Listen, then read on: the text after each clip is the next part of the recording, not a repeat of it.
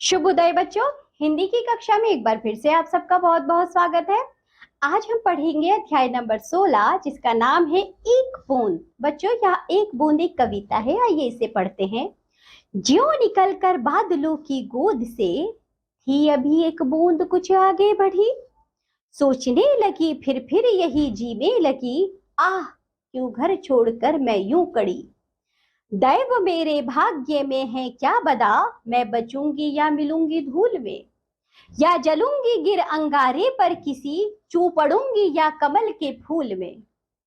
बह गई उस काल एक ऐसी हवा, वहां समुंदर और आई अनमनी, एक सुंदर सीप का मुंह था खुला, वहां उसी में जा पड़ी मोती बनी। लोग यूं ही है झिझकते सोचते जबकि उनको छोड़ना पड़ता है घर, किंतु घर को छोड़ना अक्सर उन्हें बूंद लौ कुछ और ही देता है कर।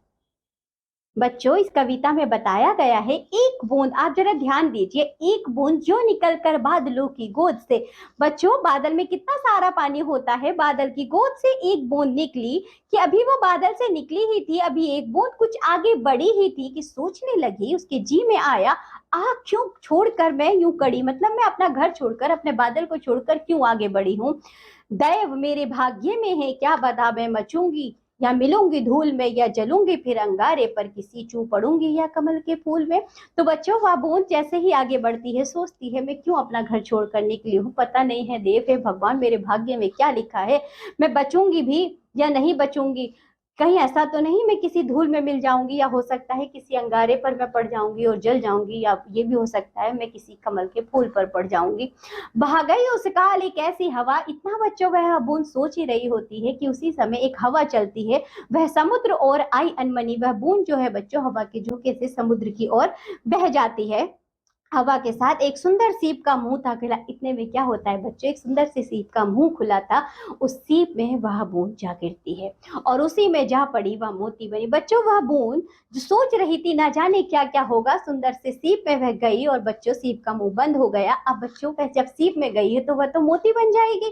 लोग यूं ही है झिझकते सोचते जबकि उनको छोड़ना पड़ता है घर, किंतु घर को छोड़ना अक्सर उन्हें बूंद लो कुछ और ही देता है कर। बच्चों कहने का यह अर्थ है हमें अक्सर अपना घर छोड़ना पड़ता है, हमें बच्चों कार्य करना होगा, मेहनत करनी होगी, परिश्रम करना होगा, इसके लिए बच्चों हमें कभी कभी अपने घर को, अपने स्थान को, अपने परिवार को छोड़ना होता है और हमें आगे बढ़ना होता है। हमें ये नहीं पछताना चाहिए कि हम कहाँ जाएंगे कहाँ नहीं। बच्चों समय हमें सही जगह पर ले जाएगा, हमें सिर्फ मेहनत और परिश्रम करना चाहिए, किंतु घर को छोड़ना अक्सर उन्हें बूंद लो कुछ और ही देता है कर। वे बूंद यदि बच्चों सोचो बादल से ना निकलती, वह ये सोच में पड़ती रहती मैं जलूंगी धूल में मिलूंगी क्या होगा क्या नहीं होगा, तो क्या वह मोती बन सकती थी, नहीं बन सकती थी। तो बच्चों ये कविता होती है यहाँ समाप्त, जो कि लिखी गई है अयोध्या सिंह उपाध्याय हरिओद के द्वारा। इस कविता के साथ साथ ये पुस्तक भी होती है यहाँ समाप्त। अब हम मिलेंगे आपसे अगली कक्षा में, तब तक के लिए बाय बच्चों।